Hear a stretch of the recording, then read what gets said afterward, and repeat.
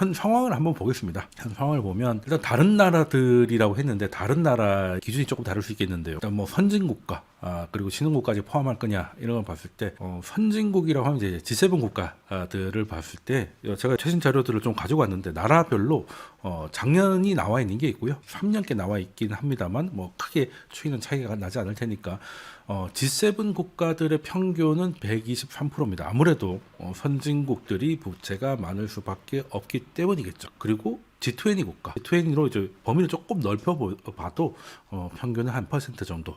예, 그러니까 이 후보의 말이 다른 나라의 기준이 G20 정도가 된다면 이제 110% 정도가 된다는 건 이제 맞는 사실입니다. 그리고 이거를 OECD 평균, 그러니까 이제 OECD 가입국 범위를 좀 확대시켜 보면 16개국까지 확대를 시켜 보면 많이 내려가서 74.7%인데 우리나라는 23년 말 기준으로는 50% 넘어갑니다. 그러니까 일단 35개국 평균으로 봐도 일단 평균치보다는 낮은 상황이다. 물론 여기에는 또 중요한 부분이 있죠. 가계부채는 원탑이기 때문에 정부 부채만 얘기합니다. 가계 부채가 많기 때문에 지금 정부 부채까지 이렇게 많으면 이제 아주 사단이 났을지도 모르겠다는 전망이 가능하지만 일단은 정부 부채를 놓고 봤을 때 OECD 국가들의 평균치보다는 낮은 상황이다. 자, 그리고 얘기가 나와서 말인데 미국이 최근 또 많이 늘었어요. 특히 코로나 전후로 바이든 행정부를 거치면서 빠르게 늘었죠. 한 100% 정도 하던 것들이 4년 만에 120%를 깔끔하게 넘어서 지금 124 넘어가고 있는 이런 상황인데 이것도 따지고 보면 정부기관이죠. 우리나라도 이제 공기업 부채 뭐 이런 것들을 포함하느냐 안 하느냐의 차이가 큰데 정부기관을 빼면 한 96% 정도 되고요. 연준을 빼고 민간이 보유한, 그러니까 연준도 이제 정부기관이 아니니까 그래도 정부기관 같으니까 일단 빼고 계산을 해보면 미국은 한 80% 정부기관이 갖고 있는 정부 부채를 빼면 한 80% 정도니까 미국은 라고 해서 와, 우리도 거기까지 이런 거에 보인 미국도 실제는 한 80% 정도로 보는 게 맞겠다라는 말씀드리고 그래도 평균은 한 123 정도 되니까 미국 걸 감안해도 한 110% 정도 되지 않을까 하는 생각을 좀 해봅니다. 자, 그러면 이제부터는 제가 좀 전 슬라이드에서 우리나라의 GDP 대비 정부 부채 비율이 OECD 가입국 35개국 중에 평균보다는 좀 낮은 상황이다 라고 말씀드렸는데 비율만 낮다고 되는 건 아닙니다. 이게 예전에 OECD 정부 부채 관련해서 연구한 자료가 있어서 제가 가지고 왔는데요. 이거는 이게 어느 정도 빚이 있으면 문제가 생기겠냐 것이죠. 여기 이게 올라가면 올라갈수록 좀 문제가 좀 생길 수 있는 뭐 그런 거라고 좀 보셔도 될 것 같은데 일단 선진국들은 G7 국가 기준으로 한 % 정도에는 크게 문제가 없겠다라는 게 이제 당시에 물론 뭐 10년도 넘은 거긴 한데 이런 연구를 매년 하는 건 아니라서 그나마 좀 가까운 연구가 여기 있었어 가져왔는데 그래도 그때 당시 기준 코로나를 겪기 전이었죠. 겪기 전 이전으로 봤을 때 선진국들은 3% 내외까지는 이게 국가 부채 때문에 문제가 될 건 없을 것 같다. 일본은 좀 특이한 케이스고요. 일본은 또 엔캐리가 있기 때문에 밖으로 좀 많이 빠져나가는 특수성이 좀 있고.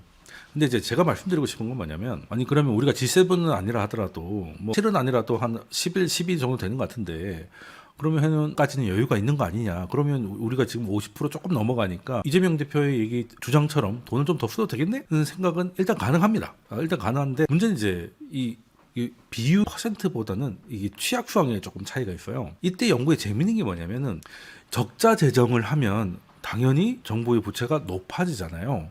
그런데 GDP 대비 어느 정도 수준까지 그러니까 예를 들어서 0.5%의 재정 적자를 계속 이어갔을 때 GDP 대비 정부 부채 비율이 안 올라가는 시간이 있어요. 그러니까 나중에는 올라가지만 처음에는 그래도 흡수가 되는 시간이 좀 있는데 이게 한국이 가장 짧습니다. 한국은 OECD 연구에 따르면은 GDP 대비 0.5%의 적자 재정을 시행을 하면 1년이면 바로 국가 부채 비율이 상승하는 가장 취약한 나라로 꼽히고요. 다른 나라들은 쉽게 가면 6년을 버티는 그런 나라들도 있을 건데 해당 국가들의 금리의 레벨이 좀 다르기도 하고 또 누적된 자본도 좀 다르고 그리고 그냥 경제 구조에 좀 차이가 좀 있는 것 같더라고요. 근데 세부적인 것까지 가려면 너무 머리가 아프고 우리나라가 사실 적자 재정에는 가장 취약한 금리 레벨이자 경제 구조인 거는 알고 가자라는 말씀을 좀 드리고 싶습니다. 자, 요거 알고 가시고요. 자, 그러면은 이제 50%이기 때문에 지금 OECD 평균에서 74%만 하더라도 20% 정도는 더 적자 재정을 할 수 있는 여유가 있는 거 아니냐라는 생각이 드는데, 문제는 그냥 50%냐 70 몇 프로냐, 그래서 20%가 남았냐 14%가 남았냐, 이게 문제가 아니라 적자 재정을 해서 빚을 낸다는 거잖아요. 그 빚이 과연 우리의 성장을 자극하는, 즉 쉽게 말해서 효율성의 문제인 거예요. 재미있는 게 앞에 보여드렸던 OECD 연구에도 나와 있지만, 국가 부채라는 거는 뭐 예를 들어 40% 넘어가면 난리가 나고 뭐 50% 넘어가면 난리가, 이렇게 딱딱 끊어진 건 아닙니다. 딱딱 끊어진 건 아니에요. 우리가 혈압과 뭐 당뇨를 할 때도 단계가 있고 뭐 이렇게 좀 큼직큼직하게 좀 자르지 않습니까? 그리고 뭐 고혈압에 진입했다, 당뇨가 나왔다 하더라도 그 당뇨 진단을 받았다고 해서 그날부터 갑자기 어제까지는 멀쩡했다가 오늘 진단 받아가지고 갑자기 확 바뀌고 그런 건 아니지 않습니까? 이것도 마찬가지예요. 이것도 마찬가지인데, 문제는 뭐 건강도 마찬가지고 고혈압이나 당뇨도 그걸로 죽진 않지만 합병증 때문에 삶의 질이 떨어지고 심지어는 사망할 수도 있는 뭐 그런 거기 때문에, 국가 부채도 좀 마찬가지입니다.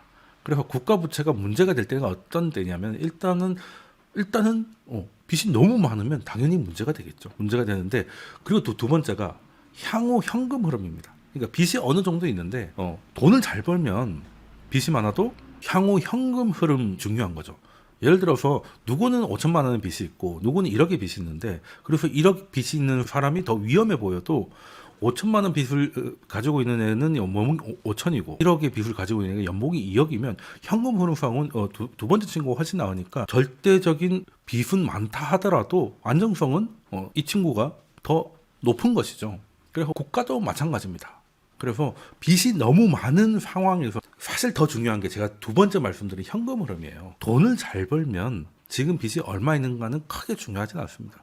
근데 돈벌이가 안 되기 시작하면은 그때부터 내가 빚이 얼마인데 이렇게 되는 거죠. 국가도 마찬가지라는 겁니다. 그래서 국가는 월급쟁이가 아니니까 성장이 둔화되거나 성장이 의심받게 되면, 그 상황에 국가 부채가 이 정도로 많네? 라고 되면 이제 문제가 발생하는 건데, 그 문제가 어떤 거냐면 그 나라의 국채가 가치를 잃는 거죠. 즉 금리가 급등하고 채권 가격이 떨어지는 거죠.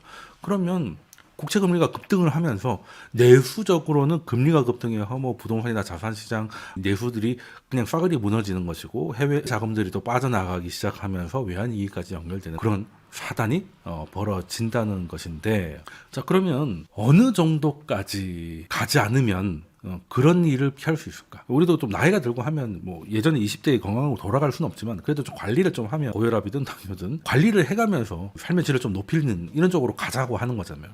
우리가 아무리 뭔가를 한다고 해도 지금 뭐 40, 50대의 몸이 20대로 돌아갈 수는 없을 거니까, 국가도 마찬가지예요. 뭐 국가가 뭐 인간처럼 수명이 정해진 건 아니겠습니다만, 이 관리라는 게 어떤 거냐? 그냥 아껴 쓰자 뭐 이런 것을 떠나서 정말 단순하게 압축해서 말씀을 드리면은, 최소한 국가 부채 비율이 여기서 더는 늘어지 않는 정도의 재정 적자 폭은 얼마일까?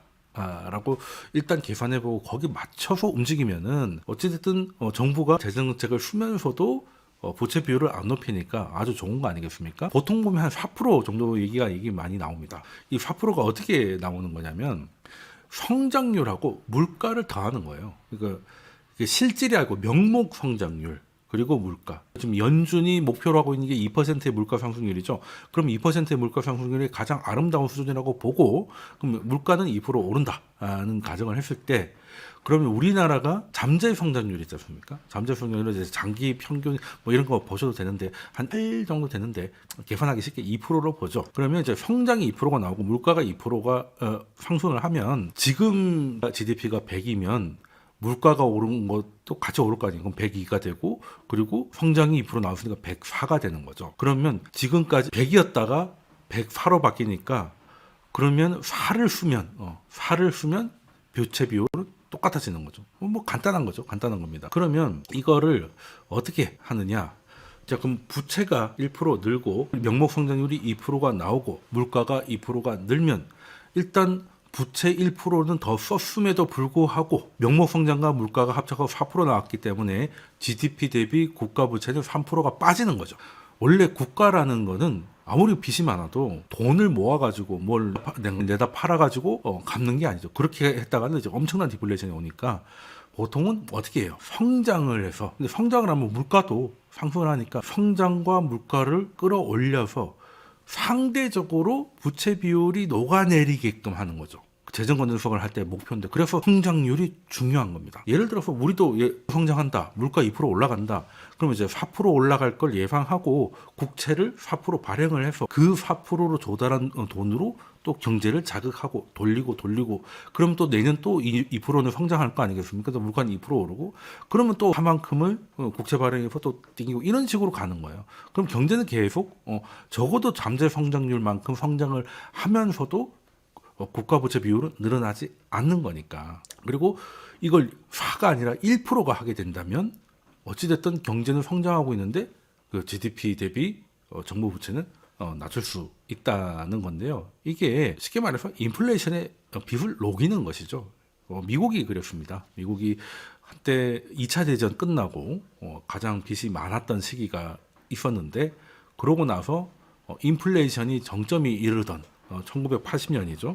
그때 연방정부의 정부 부채가 거의 120%였다가 쭉 내려오면서 결국 거의 32%까지 빠져요. 이거 인플레이션으로 녹인 거죠. 녹인 겁니다. 그러니까 정부 부채는 사실 이렇게 갚는 거죠. 성장으로 갚는 겁니다. 성장으로.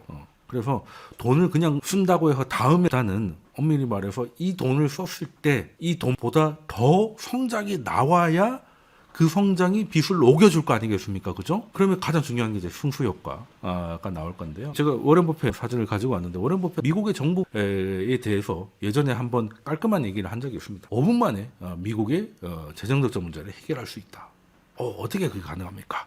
라고 했더니, 재정적자가 3%를 넘게 될 경우 이를 통과시킨 현직 의원들의 재선을 금지시키면 된다. 자, 왜 3%겠습니까? 아까 말씀드렸죠. 미국의 전달성률도 1.8 정도 되기 때문에 2%라고 보고, 그리고 연준이 목표라고 있는 아름다운 물가 상승률 2%잖아요. 그럼 합쳐서 4가 됩니다. 1%인데 적자 재정을 3%까지만 하면 마이너스 1씩 빠지는 거죠. 그러면 점점 이런 식으로 내려가게 된다는 겁니다. 네. 그러니까 그 돈을 막 무조건 써도 된다, 이렇게 하는 것도 틀렸고, 그리고 지금 썼다고 해서 우리 아들이 다 갚아야 된다, 이것도 약간은 어폐가 있는 겁니다. 성장을 해서 녹여야 되는 거예요. 성장을 해서 녹여야 되는 겁니다. 근데 문제는 그런 방식으로 해서 성장을 자극할 수가 있겠느냐의 문제죠. 일단은 재정 정책을 얘기하고 있는데, 사실 이재명 대표의 정책은 재정 정책이 아니라 엄밀히 말하면 뭐 기본소득이란 지역화폐와 같은 현금 살포성 정책입니다. 보통 재정 정책이라면 정부가 뭔가 지출을 하는 게 돈을 주는 게 아니라 뭔가 사업을 하는 거죠. 그리고 정부가 뭔가를 만들고 아니면 인프라를 건설하고, 그러니까 정부 지출, 정부 투자 이런 것들, SOC 투자 이런 것들이 이제 흔히 말하는 재정 정책인데, 사실 재정 정책이라도 하기 어려운 현금 지원성 정책인데요. 사실 이거에 대해서는 물론 이게 현금을 주는 건 재정 정책이 아니다라고 말하기는 좀 어렵습니다만 그 효과가 굉장히 떨어집니다. 이미 한국은행이 그때 그 연구를 한 적이 있습니다. 한 적이 있는데 승수 효과가 이 대표가 늘 얘기하는 거지 않습니까? 한 마을에서 100만 원이 100번 돌면 1억이다. 그게 이제 승수 효과를 얘기하는 거잖아요. 그런데 돈을 뿌리면 승수 효과가 나오냐? 연구를 했더라고요. 그러니까 제 얘기는 안 믿으실 거잖아. 그래 한국은행이 연구한 걸 가지고 왔어요. 이걸 이전 지출이라고 합니다. 재정정책 안에 정부 지출이나 정부 투자는 말 그대로 정부가 무슨 사업을 하는 것이고, 뭔가를 짓고 뭔가를 이제 인프라를 까는 것이고, 그냥 말 그대로 돈을 주는 것은 그냥 돈이 움직였다라고 해서 이제 이전 지출이라고 하는데, 승수 효과가 1대1이면 예를 들어서 국민한테 1조를 줬는데 승수 효과가 1이다. 그러면 GDP가 1이 증가해야 되는 거죠. 1조를 줬는데 1조가 증가해야 되는 건데, 여기 보시면 1조를 줄 때 2천억 증가할 거예요. 즉 승수 효과가 0.2라는 거예요. 0.2입니다. 자, 그러면 다른 재정 정책들은 어느 정도 나오는가를 봤더니 가장 많이 하는 게 정부가 직접 뭔가 사업을 중국이 하고 있던, 정부가 뭔가를 짓고 뭔가를 하고 있는 이런 거 정부 지출이 0.85입니다. 그리고 이제 SOC나 뭐 이런 것들 하는 거 있잖아요. 우리나라에서는 이상하게 토목이라고 하면 토건적이라고 좀 싫어하게 하는데 이런 게 0.64예요. 확연하게 4분의 1 혹은 3분의 1밖에 효과가 없습니다. 그러면 아까 말씀드렸잖아요. 워렌 버핏이 뭐라고 했어요?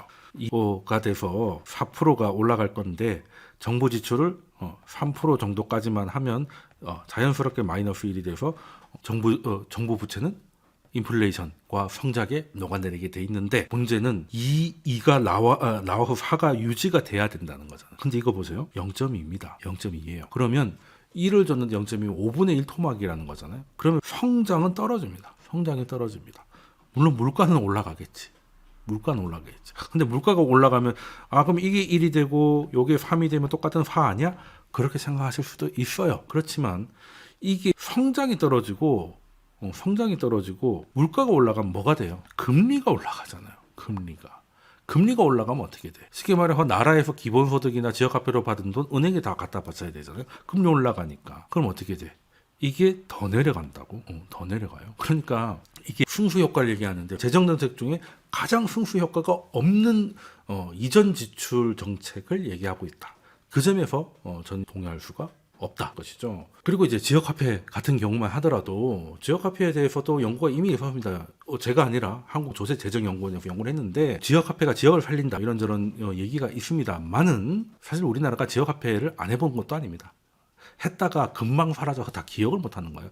90몇 년도에서도 지자체가 몇 번 시도를 한 적이 있었고요. 그리고 이제 2000년 전후로 해서 대전에 두루모라고 해가지고 한반레처라는 게 또 있었다고 그러고, 과천에 또 아리라는 게 있었다고 하고, 송파에서 송파머니가 있었다고 그러고, 전주에 전주 품앗이 다들 기억 못하지 않습니까? 왜? 나오자마자 퇴색되고 사라졌기 때문에. 그래서 그걸 정리해서 했더니 지역화폐 때문에 그 지역에 돈이 도는, 즉 승수 효과가 발생하지는 않고 오히려 지역화폐 발행해야 되는 비용, 운용해야 되는 비용, 그러니까 그냥 원래대로 했으면 그거는 지역에서 추가적인 비용이 발생하지 않잖아요. 그렇잖아요. 그런데 지역화폐를 하려고 하면 이걸 발행하고 이걸 유지하고 그리고 현 결제 시스템을 맞추는 이런 마찰과 비용이 발생하기 때문에, 그런데 승수 효과는 발생하지가 않으니 결국에는 순손실이 발생한다는 연구 결과가 이미 결론이 나 있습니다. 이미 나 있는 상태고요. 그리고 또 문제가 뭐냐면, 요즘에 애기 낳으면 한 100만씩 주잖아요. 그래서 산후조리원이 딱 100만씩 올랐다는 뉴스 2003년에 한번 경험을 하셨을 텐데, 이게 지역화폐가 처음에 예를 들어서 말 그대로 그 동네에 새로운 화폐를 쓴다 이게 아니라 그냥 10%를 캐시백 해준다 뭐 이런 식으로 간다 하더라도 처음에는 10%의 할인 효과가 있기 때문에 소비를 자극하죠.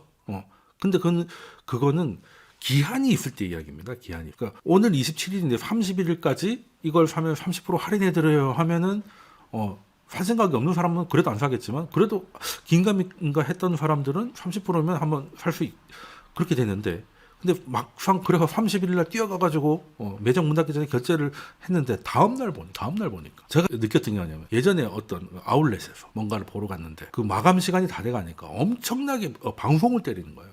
지금까지 파격적인 할인하고 있는데 오늘이니까, 오늘 결제가 안 하시면은 일단 결제부터 하고 보셔라. 시간 지나서 10시 지나서 문 닫으면 시간이 지나면 카드 결제가 안 되기 때문에 일단은 지금 30-40% 해줄 때 빨리 결제를 하라고 30분부터 정신없이 막 방송을 하더라고. 그래서 그냥 몇 벌 샀죠. 그중에 한 2벌 정도가 사이즈가 안 맞고 이래서 일주일인가 후에 갔더니 그 방송을 똑같이 하고 있더라고. 그러니까 여기는 매일 그냥 오늘이 마감이라고 하는 거야. 주말 되면 오늘이 마감이니까 30% 세일이 오늘 마감이니까 지금 10시까지 결제를 하세요. 그러니까 약간 물론 할인을 받았는데 좀 뭐랄까 배신감?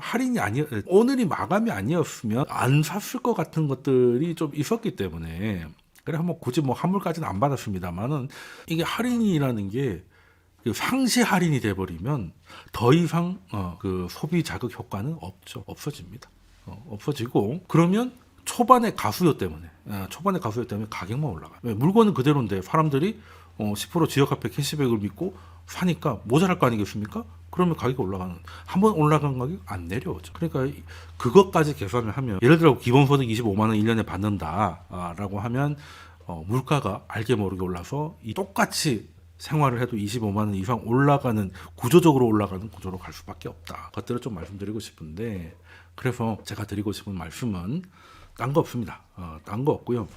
지금 재정정책, 지금 민생이나 추경에 대해서 반대하지는 않습니다만, 그렇다고 해서 승수 효과가 0점 나오고 그 외에 각종 발행 비용과 이런 것들이 있는 이전 지출, 현금 지원성을 해서 지금 정부의 비율을 높인다고 하면 쉽진 않을 것 같아요. 왜냐하면 성장이 나오지를 않기 때문에, 승수효과가 낮기 때문에 이거 계속 돈을 쓰면 밑빠진 독이 되는 거예요. 이런 상황에서는 지금까지는 괜찮아 보였던 정부 부채 비율도 의심된다는 겁니다. 왜? 앞으로 현금 흐름이 저기는 밑빠진 독에 돈을 계속 붓고 있어. 그리고 성장이 안 나온다고 아우성체니까 물을 더 부어버리고 있네.